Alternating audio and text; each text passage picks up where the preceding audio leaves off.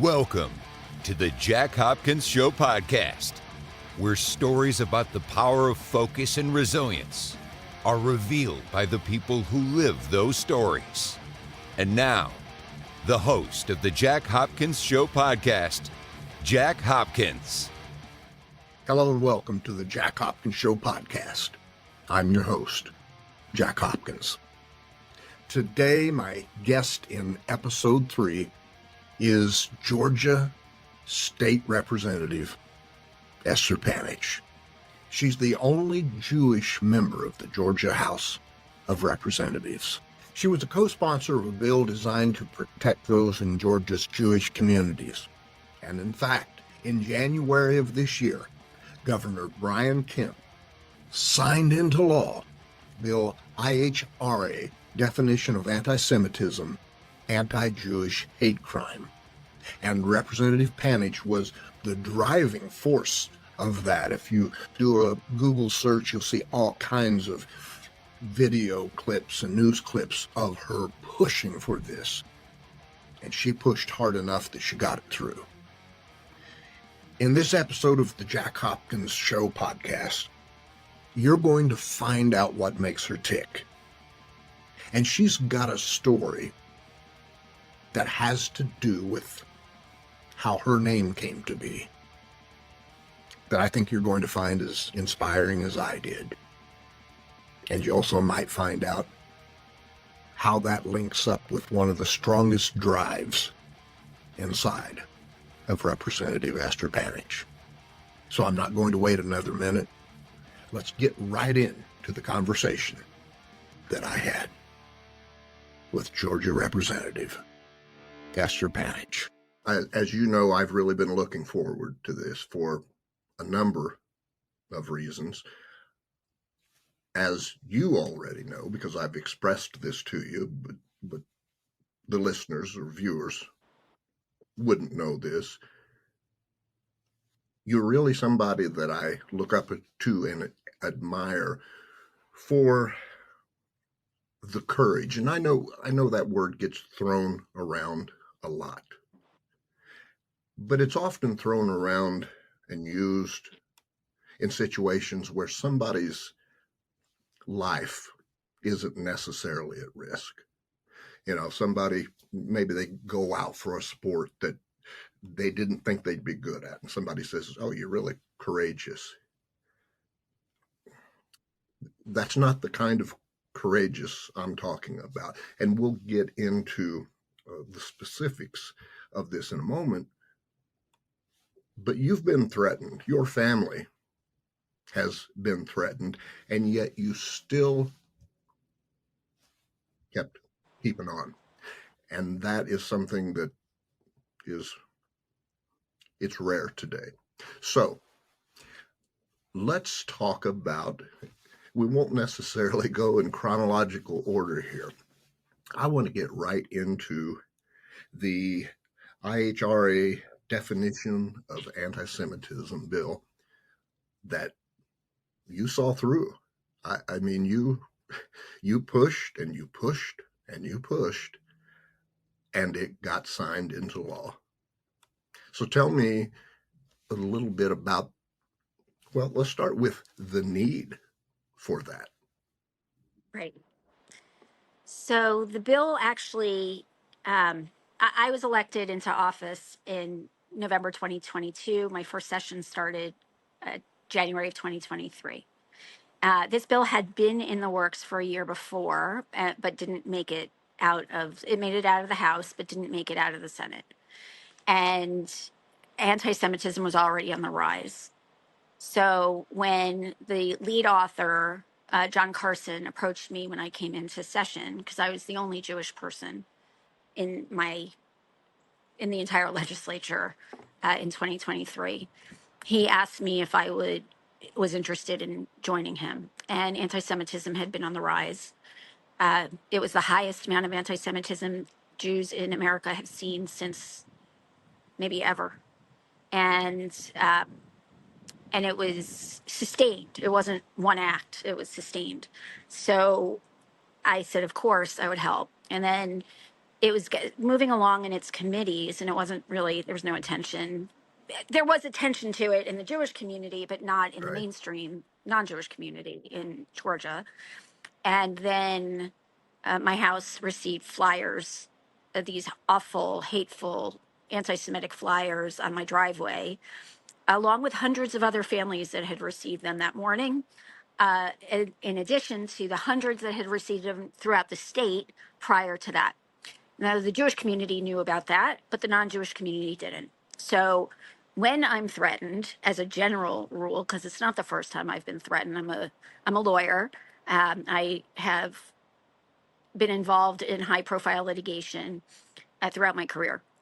So I'm not afraid to take someone on. I took on the Boy Scouts in Georgia. We were the first firm to sue the Boy Scouts for past sexual abuse, and it helped drive them into bankruptcy. So not the and I was threatened in that case, not by the Boy Scouts, but by witnesses. So I'm not. It happens, and but I got really angry, and there was this decision I had to make very quickly. Was I going to report it, or was I going to hope it went away and not say anything? And because it had been happening for months, and nobody was doing anything and it wasn't stopping, I said, okay, this is the opportunity to make other people aware of what the Jewish community is going through. So I went public. I tweeted it. It immediately got responses by the governor, who pledged his support to the community, to to the attorney general, the highest ranking members of this state, and my colleagues who embraced me. And I got to explain to them what was going on with anti-Semitism, and that this bill would be a good step. This bill itself wouldn't solve the flyer problem because it's a First Amendment protected, at least at the moment, it's First Amendment protected speech. However, if this person, this group, which I don't want to identify to give them Right. any notoriety, but they go around the country doing this. So if somebody there took the next step and harmed somebody like me or any member of the Jewish community, then they could be prosecuted under the hate crime statute if there was a good definition of anti-Semitism. The problem previously was that the hate crime statute in Georgia, which only came about recently, in recent years, because of the murder of Ahmaud Arbery, talked about race, religion, or national origin. Race, Jews are not a race. Hitler called us a race. We are not a race. Religion, yes, and national origin wouldn't apply unless you're from Israel. So religion is only part of it. Jews are a people. We have a culture. It's not simply a religion. And so we needed a definition because a swastika doesn't go against the religion of Judaism. There's nothing in the Torah, the Talmud about what a swastika is. So I'm a defense lawyer. I would poke holes in that. So we needed a real definition of what it meant. And that's when it gained speed, was when I had been flyered. And so it kind of took on a life of its own. And notwithstanding all of that, there was significant opposition, and it made it out of the House again, and it died in the Senate for a second year. Then fast forward October 7th, and the whole world could see what Jews were being subjected to around the world. It was the largest loss of life in the Jewish community since the Holocaust. And we could see essentially the sewer grates coming up with all this vile anti-Semitic rhetoric coming from everywhere, from both sides. I used to think that it was just the right, the far right. It's not. It's the far left too. So they're just as dangerous. They're just as evil. They want the same ends, which is to rid the world of Jews. So they want to rid the world of Zionism, but 90% of the world's Jews are Zionists, and Zionism just means that Jews have the right to the homeland the same way any other people do. And when these people who are protesting don't protest Muslim countries for being Muslim countries or Christian countries for being Christian countries, but only the one Jewish one in the world, there's an anti-Semitism problem. Yes. I think you are at least on the surface, you are familiar with my story. I'm a former Republican. I said, I've had it. I can't do this. I didn't just pull away from Trump. I pulled away from the party. I came to the Democratic Party. And I've got to tell you, it was really October 7th for me that put this in the spotlight. But I was really shocked to find how many people in this new party I had come to were not on board with my tweets defending the Jewish community. And I was just dumbfounded by that. And let me go back, oh gosh, I'll be 58 next month. So 45, 50 years ago, as a child, my take was this. When I would see things about slavery or the Trail of Tears, my little brain back then said, okay, well, I guess some of it is that those people look different from the white people who have this position, and human beings must just hate difference. So that's it. But the one thing, when my grandfather would talk to me about the Holocaust, and I watched these videos and I'd see these photos and books, these people looked like me. And I couldn't get my head around that. And again, I'm talking as a child. I thought, what is it they hate about these people so much? I've got to tell you, like I said, I'm 58 or same as now. I still don't know. I still don't know in terms of nobody's ever presented me with a legitimate reason because there are none.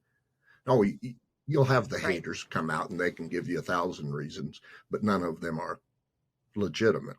So tell me, at what age did you know, wow, this being Jewish thing is, I'm viewed differently? So I was in high school. I was a debate nerd in high school. And I actually debated with our now Supreme Court Justice, Ketanji Brown Jackson. We went to competing high schools. We went to summer camps together for debate. Her coach was my summer coach. It was all, I mean, it's amazing. So, and it was a really great community. And one summer, I went to for debate camp in Ripon, Wisconsin. And I went with other people from South Florida. And we were meeting new people who we hadn't met before. And we met this girl from Oklahoma. I mean, so I must have been 16, 17, maybe 15. And another friend of mine was there. And we said something that made it obvious that we were Jewish. And this girl started looking at our heads. And my friend, who was kind of a jokester, said, "Oh, we cut our horns this week." And I didn't even know what she was talking about. And this girl said, "Oh, you did a really good job," very seriously. And I was just kind of blown away because I grew up in South Florida. There's a large Jewish community. I went to a Jewish day school until high school. My high school had a lot of Jewish students. So this wasn't, I wasn't around people who had never met Jews before. This girl had never met Jews before. And so all she knew was what she had either seen on TV or read. And she earnestly believed that Jews had horns, and that we were some other species, essentially. Wow. And it really stuck with me. I mean, I still remember it. It really kind of just struck me like there really are hateful people out there. And I don't know that she was hateful. I think she just didn't know. So it was this whole new world that I was exposed to. Now, growing up, because I went to Jewish day school, I learned about the Holocaust like everybody else. And because my great aunt was murdered by Nazis in a roving gas truck when they first started. So I'm named for my great aunt who was murdered in the Holocaust. So I know the stories and I know what happened. And I used to think, who who could stand by something like this when it's happening right next to you? And and Hitler wasn't shy about what his ends were. He was pretty open about it. And now, not when I was a child, but now, after October 7th, we are living amongst people who would allow We that are. to happen again. And some of these people Yes, would encourage it. And it is incredibly dangerous. And people don't realize how dangerous it is because they didn't live through it. And a lot of these younger kids who are protesting didn't live through nine right. 11 either. They have no real conception of what That's a great terrorism point. is because they haven't faced it. I'm 52, you're 58. I remember Yeah. exactly where I was. I remember my reaction. I remember my fear. It all, a terrorist attack is a terrorist attack. And this was like 40 times what happened, proportionately in the United States, what happened to Israel on October 7th. So it's just, or maybe 20 times, I don't know, it was some exponential factor. It was just so horrific that, and these kids have no sense of that. They don't understand what it is to be terrorized. And they've just chosen the wrong side. But these are the same people who would become good Nazis. Right. And either the far right or the far left, their tie is anti-Semitism. What brings them together is anti-Semitism. So whether they're fascists or anarchists, anti-Semitism will bring them together. And it's because it's a fear of things are not working out well in their own lives and they need to blame somebody. And Jews, because our numbers are so small, are an easy scapegoat. You know, when you talk about the young people and particularly young people who support Trump or the MAGA movement, who I would add almost certainly have no idea what they are supporting, what they're truly supporting.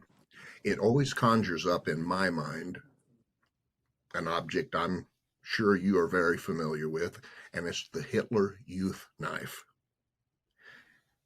And when you watch the documentaries on the indoctrination that Mhm. the Nazis, how young they started. They started grooming them from such a young age. And you have, if there was no sound and they didn't have on uniforms, you look and you see apparently innocent children just kind of going to school and doing their thing. They were killers in the making. And I see that here in that I live in a county where in the 2020 presidential election, of the people who voted, 78% of them voted for Donald Trump. I mean, this is this is one of those MAGA havens. It's where I grew up. And on that note, I wanted to say too, I didn't grow up around, I didn't know anybody that was Jewish. So the focus of hate primarily at that time, especially among the generations before me, were African Americans, right? That's the closest link Right. uh, in terms of Mhm. slavery, and you still obviously had descendants of people who owned slaves. But as far as uh, the Jewish community, it was really only after I joined the Navy and got out of this little hole that I made fast friends with Jewish people, as I did with anyone else. And it just continued on that question of what is it? How did this come to happen? How can so much hate for these people exist? And when you mention October 7th, For me, I can't even imagine what it was like for you. But even for someone like me, it it it brought it to life. This this was no longer a black and white 1940s clip on the History Channel. This was happening like now. It's such an unacceptable concept. And to think that the presidential nominee for the Republican Party is promoting this type of hate and ideology leads me to my next question. I'm sure you are very grateful for the fact that Governor Kemp signed this into law. Very much so. With that being said, as a Democrat, what kind of tension is there on the floor between the two parties? And you've obviously done an outstanding job at reaching across the aisle and getting things done. There aren't many people doing that right now. How do you navigate that? It's interesting because last year, when my bill was kind of in their hands, I was more quiet about publicly coming out against certain people and positions. Um, Now that my bill has passed, thank God, and it's law already, it's I feel more free to be a little more vocal Right. about things I don't agree with. So, because politics is politics, if you offend somebody and that's the wrong person, your bill's dead. So they have the power right now. The Republicans are the control all the governor's mansion, the Senate, and the House. So I can't get anything done without the help of the Republicans. And for that, I'm grateful that they did it. I am grateful to all the House leadership and the Senate leadership and everybody who stood up and spoke. They will forever be, they will always be my friend. And for that, if there's an issue, I will go to them privately first and say, listen, this is bad. And in fact, we have a couple bills. I don't want to jinx anything. We still have 2 more session days, but there are 2 bills that I have tried to put the kibosh on quietly behind the scenes. If they got to the floor and I spoke, they'd be embarrassed because they don't realize the damage they'll be doing to the Jewish community after passing HB 30. So it's as if they would be talking out of both sides of their mouths. But I'm hopeful that these bills are dead, and that's because of the relationship I had. I'm going to because I have the presumption if they were willing to do HB 30, then what they're doing now, which would be essentially opposite or inconsistent, is coming from a place of not of lack of knowledge, not intentional trying to harm anybody. So that's where I come to them, whether it's the governor or any of the leadership. I will speak to them privately, even though I could probably make some political hay if I didn't say a word and took my chances. But I think after Trump, we've all learned you cannot play that game. If you need to take out whatever you can as early as you can, because letting it go and coddling and humoring people only gets you to Trump. Nobody really thought he could win. I know people who didn't vote, who I'm still now. I call them every election, say you got to go vote, and people who knew better. And uh, it's you have to work with everybody, but I'm not afraid to tell them what it's leading to. And frankly, quietly, a lot of my Republican colleagues and friends will say, I'm not voting for Trump. He's our nominee, but I'm not voting for him. A lot of them supported Nikki Haley. And Even though if I don't agree with Nikki Haley on a lot of policy issues, she's not a crazy person in the Sure. sense Trump is. She wouldn't destroy Right. the democracy we all Right. treasure. So, but she obviously didn't make it this far, that far. And now we're dealing with a possible second term where he has told us Right. his roadmap. He's going to act like a dictator. I don't know that we'll ever have another election after him. And I don't like to be hyperbolic. I don't like to, but it's that serious because he's only going to put sycophants in these spots where other people stood up to him. We're not going to have the adults in the room anymore. They're all Right. gone. So that's the fear I have of Trump. Policies aside,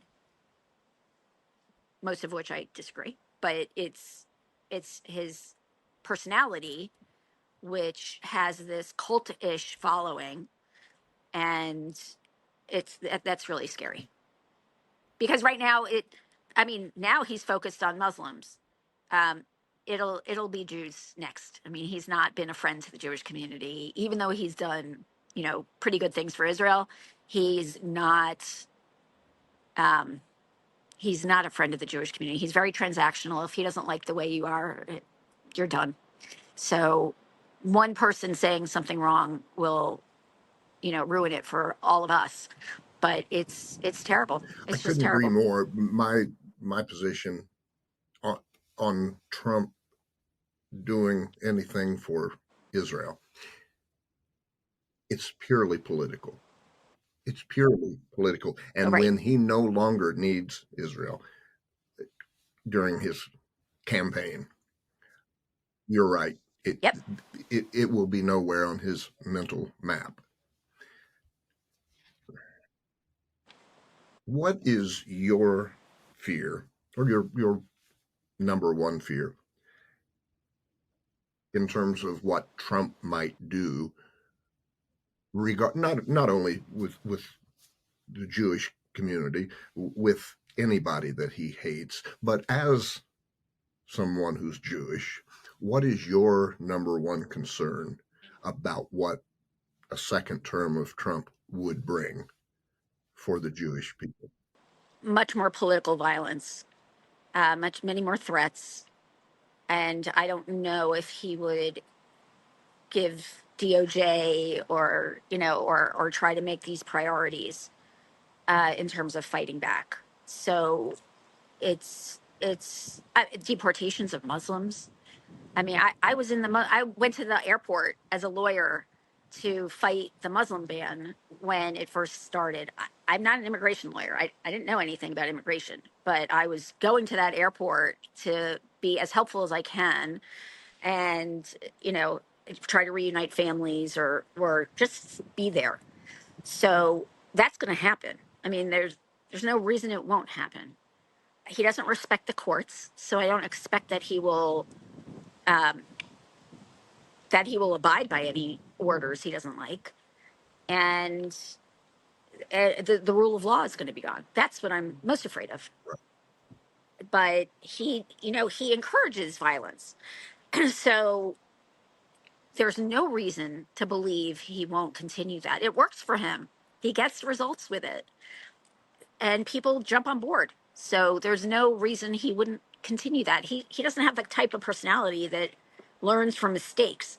So, he's going to do what he wants, and the people around him are going to enable him, and that's my biggest concern.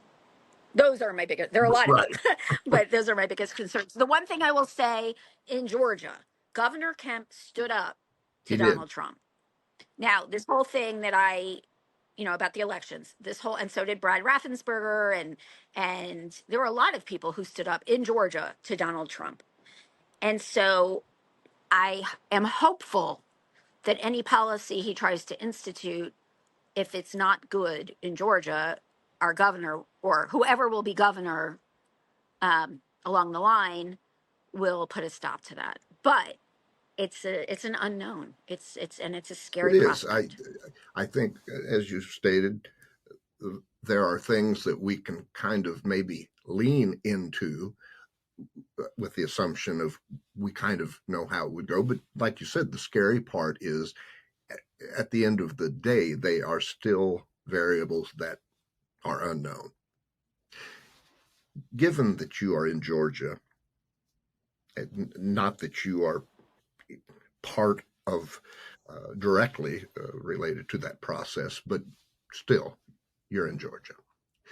What's your gut on Fannie Willis and how this is going to turn out? Well, this is a strange circumstance. I know everybody personally in the courtroom. Whenever there's a hearing, I know the judge, I know Fannie, I know the defense attorneys. Obviously, I don't know the clients, but it's strange to watch this play out for me because I do know people, not just watching them on TV.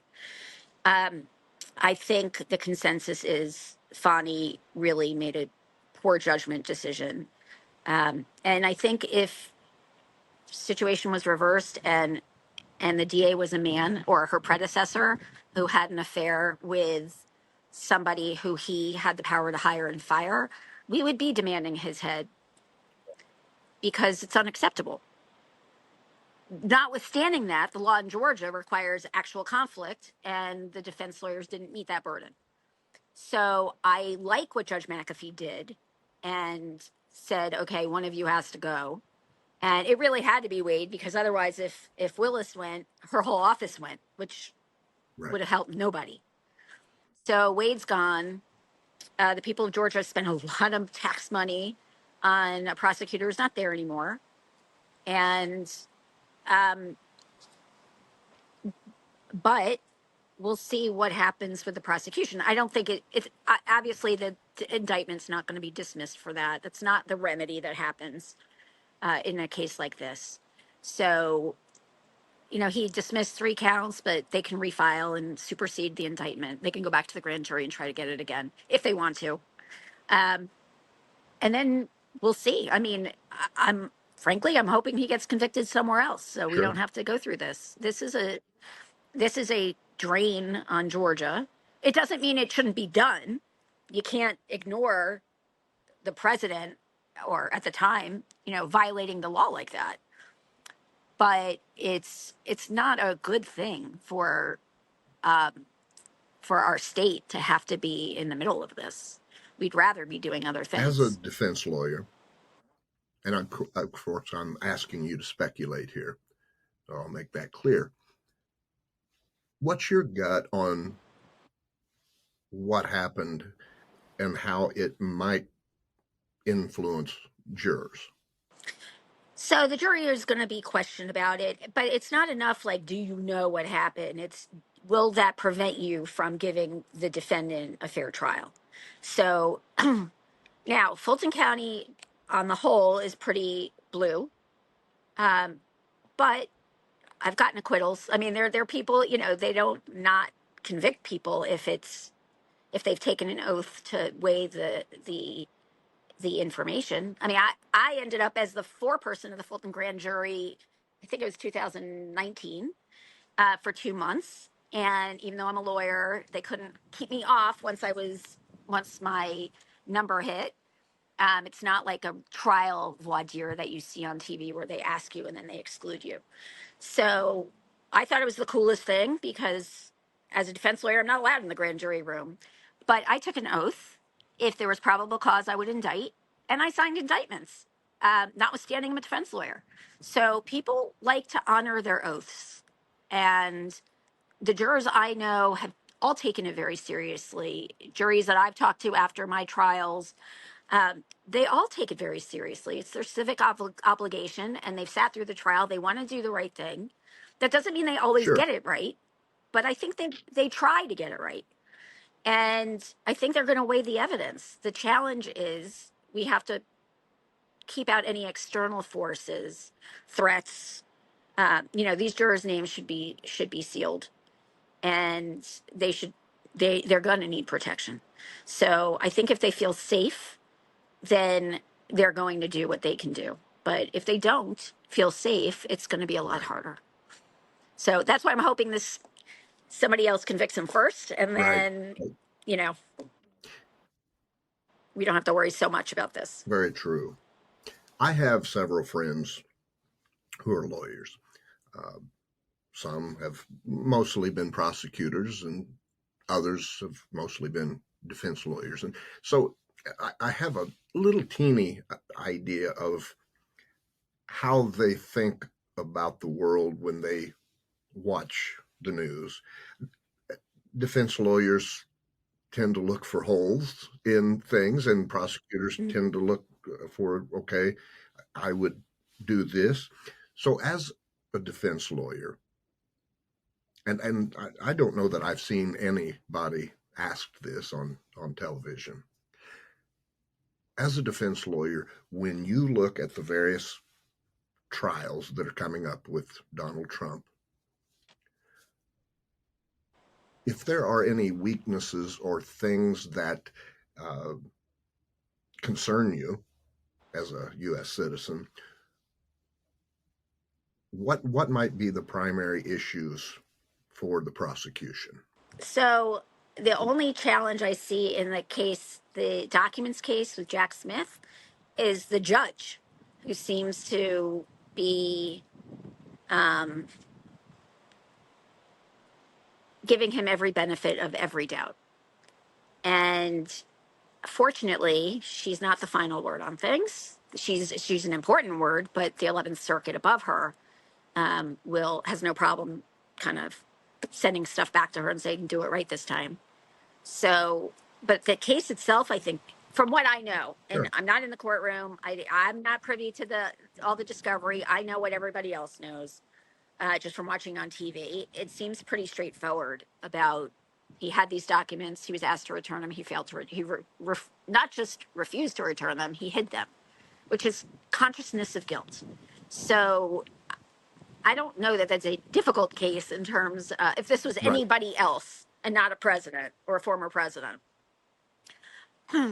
The Fulton County case, I think the weakest part is probably against the quote unquote fake electors, because, and not, I'm not talking about the lawyers who were involved. I think they should be held responsible, and some of them already pled. It's the lower level people who relied on lawyers and took their advice. And I'm not saying all of them. I'm not saying it's not a case. I'm just saying if I had to judge the weakest to the strongest, I think the fake electors are at the bottom. Again, that doesn't mean that they shouldn't be prosecuted and punished if they're found guilty. But definitely Trump is the head of the snake. I mean, he's the one, or the head of the whatever it's called. He's the one. He put it together. He sent people out in different directions. It is a criminal conspiracy, and what people don't understand is that co-conspirators don't have to know everybody else in the conspiracy. My own clients have a hard time understanding that. You could, when people get indicted, if it's a part of a conspiracy, there are going to be people at the top and there are going to be people at the bottom, and most bottom people don't know each other, and most of them have never met the top. There are people in between, but they're all culpable for what happens in the conspiracy. So the bottom is as responsible for the people at the top as the top are as responsible for I people at think the bottom. you've just hit So on such an important thing, because it is so easy for the average person just watching the news or reading something online to see how this thing all fits together as these people who all get together somewhere at various times, and they all are part of the discussion, and they all know each other. And you bring up the fact that that's not at all how it goes. And I would think, as somebody prosecuting this case, that makes it more difficult. yes, it does.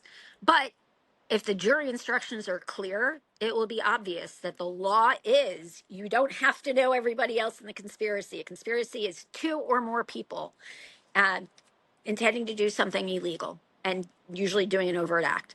So here you have all of that. And just because, the person at the bottom doesn't know Trump or doesn't know that there were other branches of this conspiracy, like in Sure. other states, to do the fake elector, the fake certificates, then you don't have to. That's not required to find you guilty. You are, if you committed the crime, you intended to do something unlawful, then, and you did it, you did something towards it, then you are guilty.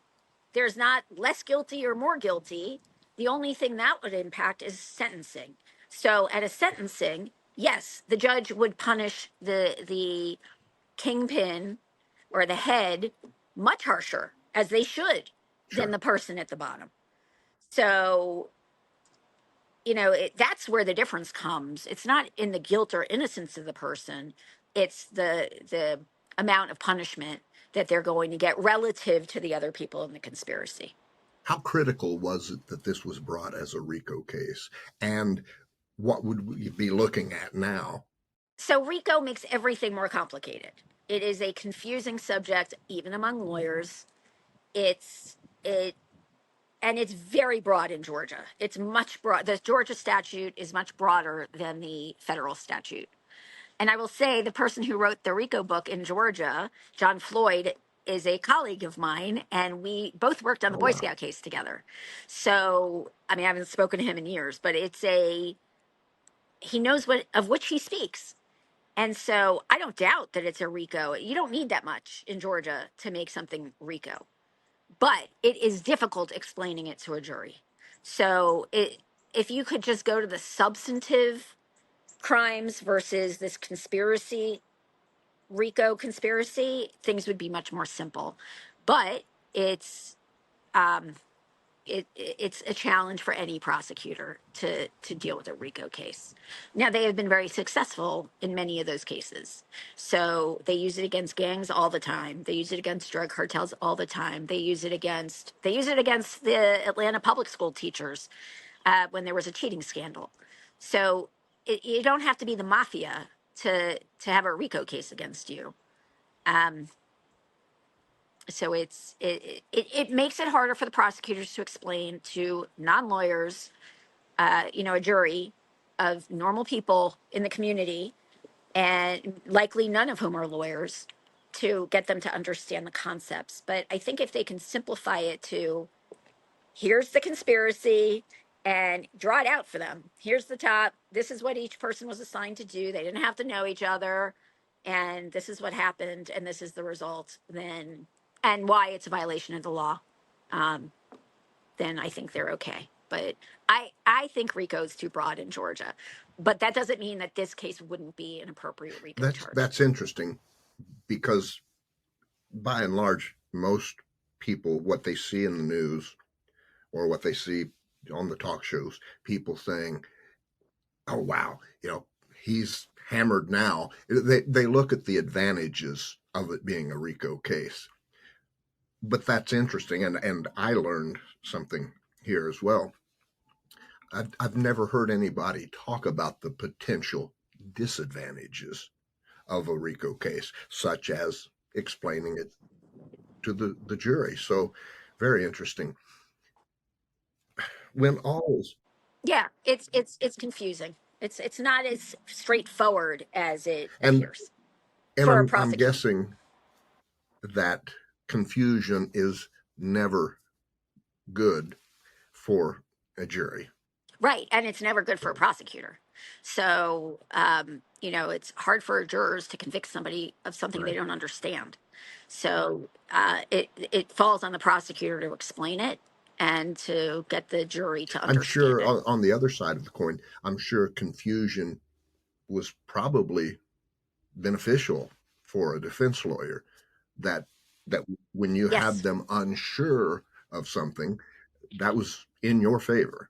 Oh, yeah. And it's easier to find reasonable doubt if the jurors don't understand the concepts of RICO anyway. So it's hard. I mean, look, they get convictions, so it's not insurmountable, but you need a prosecutor who can explain it in English, plain English, to a jury so they Right. understand it. Let's shift a minute, and I want to talk about, I guess, your faith, but not It doesn't have to be exclusively your faith. But the question I have for you, where do you draw your strength? For example, when you were the opposition, you were getting on this bill, uh, getting the flyers and the threats, and still saying, you know what, I have a job to do and I'm going to do it. Where do you draw from for that? Huh. I think just the way I grew up, my mother, strong woman, and would stand up for things even that weren't necessarily popular. Uh, but knowing the silence is deadly, could be deadly. Not speaking up. When Trump won in 2016, I was covering a murder trial for our local TV station. So I was out of town and nobody slept that night. I called my kids in the morning. I said, we're going to be okay. And then I asked my husband, how are our passports? Like, are they up to date? And I said essentially to myself, I got to do something because yelling at the TV is not going to get me anywhere. And I have skills. I have the ability to speak. And I, if what else am I using it for if not to make sure we're safe? So, and our country is protected and secure from internal threats as well as external threats. So I guess that's it. I mean, I also have a stubborn streak. That's So helpful. um, I'm sure that helps. Yeah, and I'm slightly competitive. So on things I care about, I don't really care like sports or anything like that. But on things I care about, I'm competitive. So a push. Uh, there's an internal drive that, uh, and things that like I've been lucky in my law practice to do well that I can choose cases that aren't always in my wheelhouse, but I can learn and bring in experts who it is in their wheelhouse, like suing the Boy Scouts.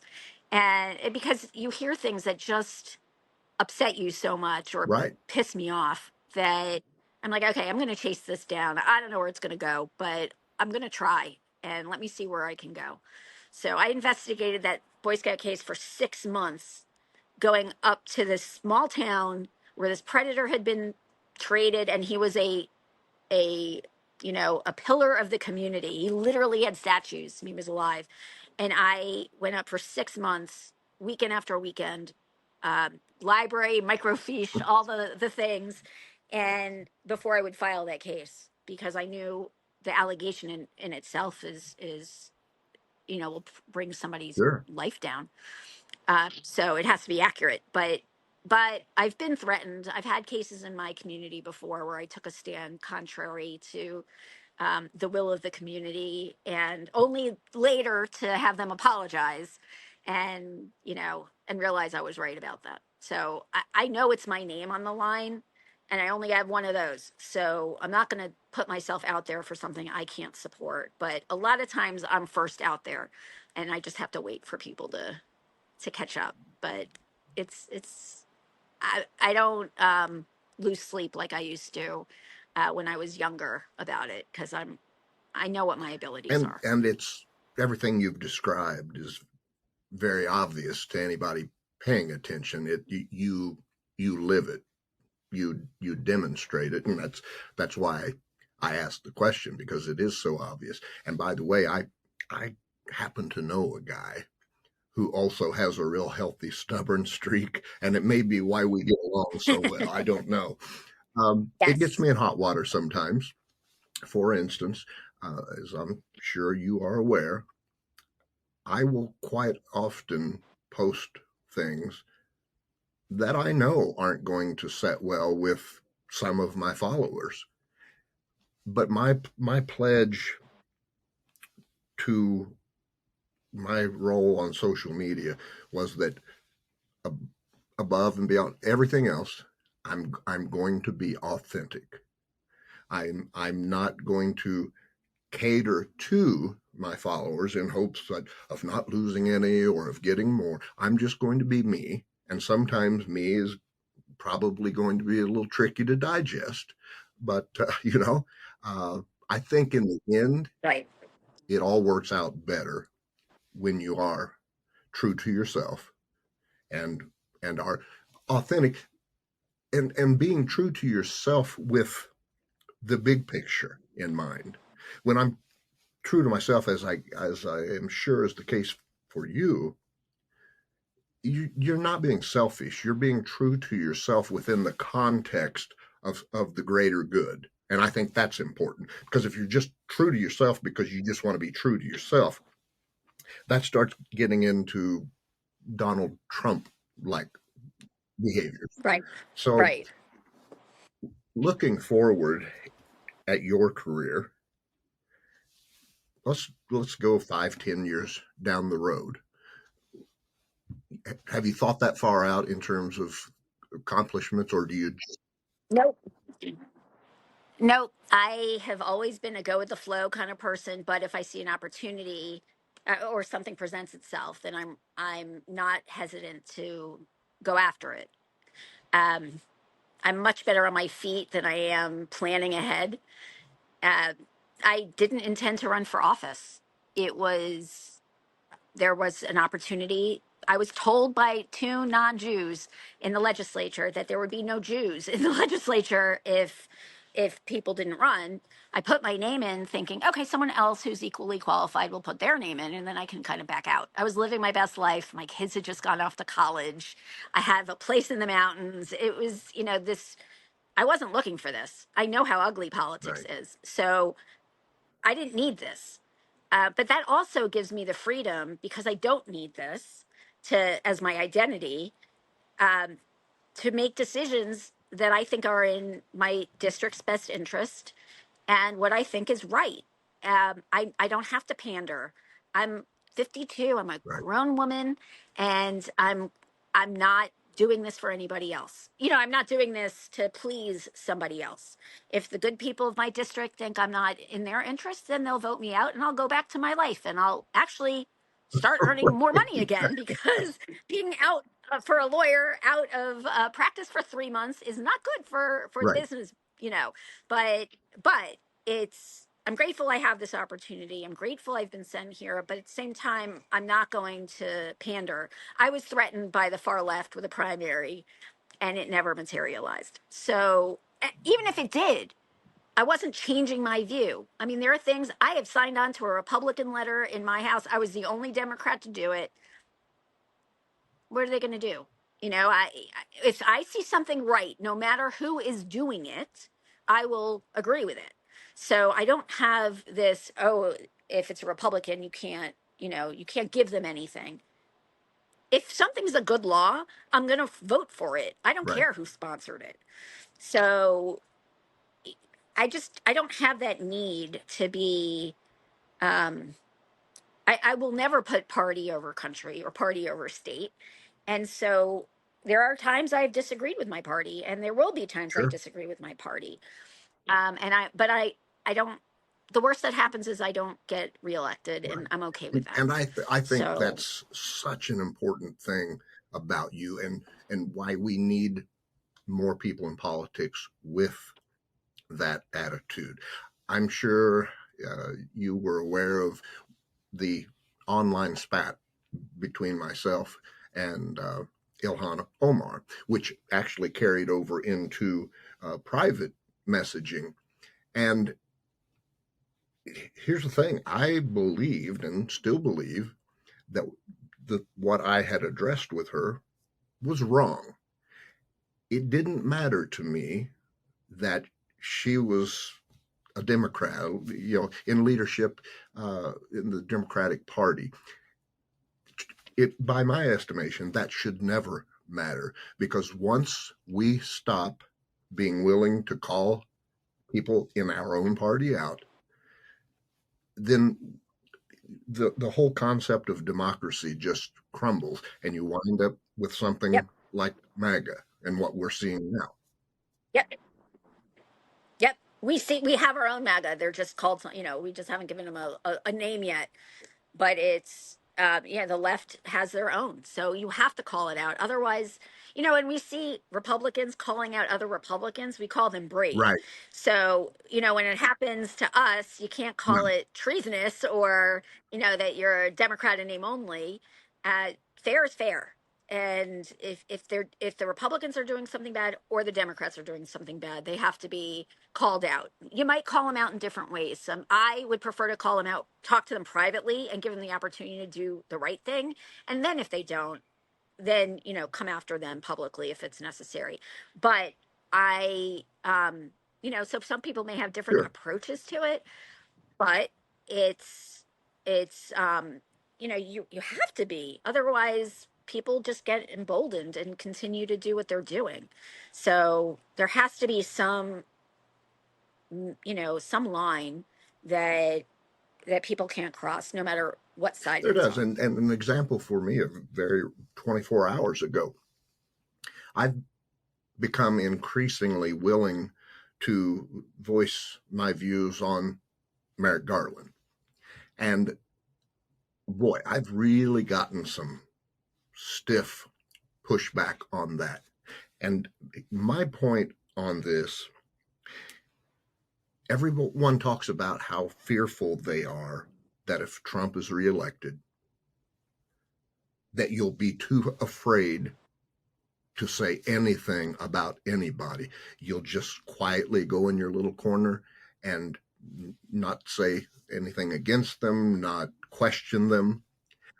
And yet at the same time, when people tell me I shouldn't be doing that, they are advocating for the same thing they are telling me they fear from Donald Trump. Correct. And so I want people to understand that if you, in the name of patriotism, say, nope, I'm not saying anything negative about anyone, even when I believe there is something to be said, you are conditioning yourself to get ready for what you fear. Yep. And I just refuse to do that. Yep. Which is why we get along so well. It really is. Yes, because look, nobody's going to save Right. us but ourselves. There's no, superhero coming in to swish in and say, "Okay, bad guy, you're out." We have to do this. We have to protect ourselves.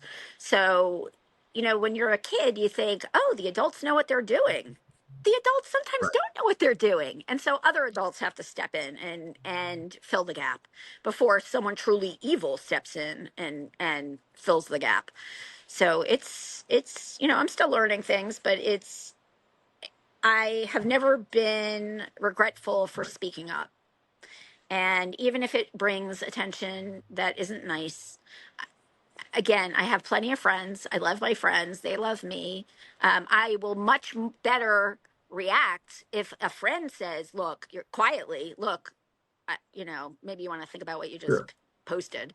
Uh, I'll take a look at it. If some Right. troll does it, I'm going to get defensive. So it's a way you approach people too, but you have to be able to speak out, because soon we're not going to be able to, without it, you're not going to be able to speak out, and it's too It late is. at that point.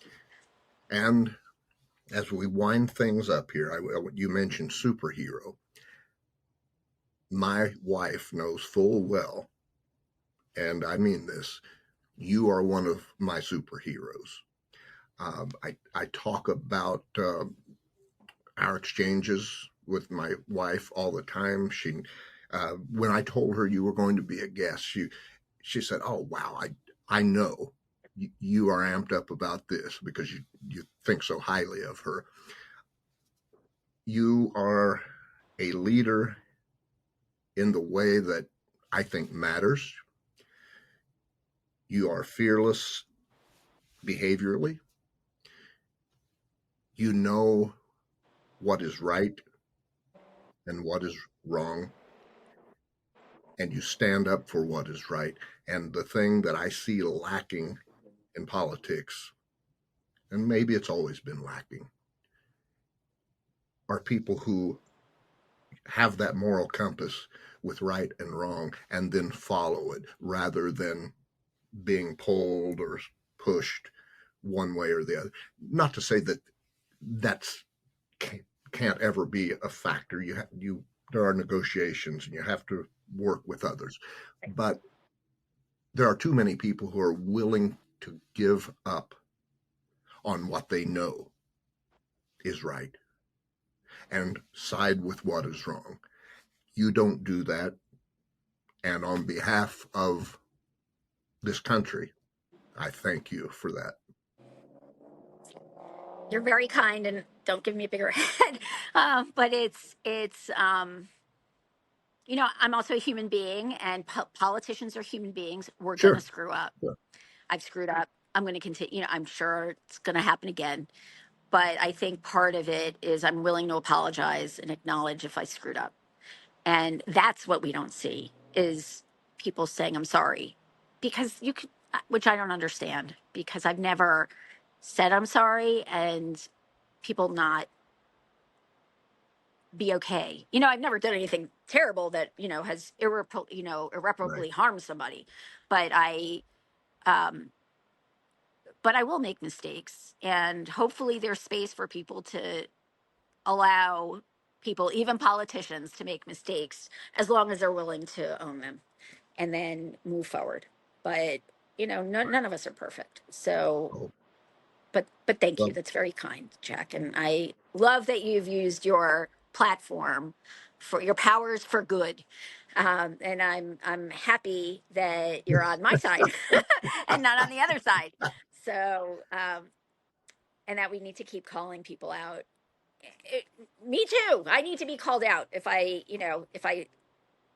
get a little too high on myself. But it has we have to be able to own our mistakes, make mistakes, and own them, and well, then move forward. you're spot on. And as somebody who screws up on a daily basis, I fully understand that. And I will tell you, look, it was not fun coming out and saying, I made an awful mistake by voting for Donald Trump in 2016. It didn't win me any. Well, I can't say that. It did win some friends from the left, but it also cut me off from a lot of friends that I've had for 40, Yeah. 45 years. That's never fun, but it was right. It was the right thing to do. And you just accept that you're going to deal with consequences and go on. And that's how you live. So I thank you so much for being the third guest ever on the Jack Hopkins Show podcast. What a fantastic way to spend my day. So thank you for taking the time out of what I know is an extremely busy schedule. And thank you for the beautiful backdrop we've been able to enjoy today. That's fantastic. Jack? And we'll do this again sometime if you're up for it. Jack, hopefully you have what you need. All right. First of all, we had a little connection glitch there during like the last 30 seconds of the podcast. But I think you'll agree that in no way, shape, or form took away from the powerful insights and the stories that I'm sure will last for you for years to come that Representative Panitch delivered during that podcast. Look, hate crimes are up in the United States. They are. Jews make up 2% of the population in the United States. 2%. And of all hate crimes committed, attacks, hate crimes against Jews make up 64% of all hate crimes. And they're 2% of the population. Representative Panitch answered the call. She's out there doing things. She's out there moving and shaking, making things happen, making her state a safer place for Jewish communities and for Jewish families to live, work, and play.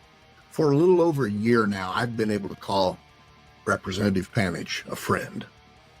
And if you watched the podcast, if you listened to her insights and just watched her, I think you've got a pretty good idea why I'm proud to be able to call her a friend. And as such, I'd like you to do something. I'd like for you to follow her on Twitter at the letter E, Panitch, E. Panitch. And then check out her website, which will take you to her law practice website at panitchivory.com. Panitch and then ivory like the keyboard of a piano or an elephant tusk. panitchivory.com. I want to thank you again for joining us today on the Jack Hopkins Show podcast. Please be sure to hit like and subscribe. And I will see you on the next episode of the Jack Hopkins Show podcast. I'm Jack Hopkins.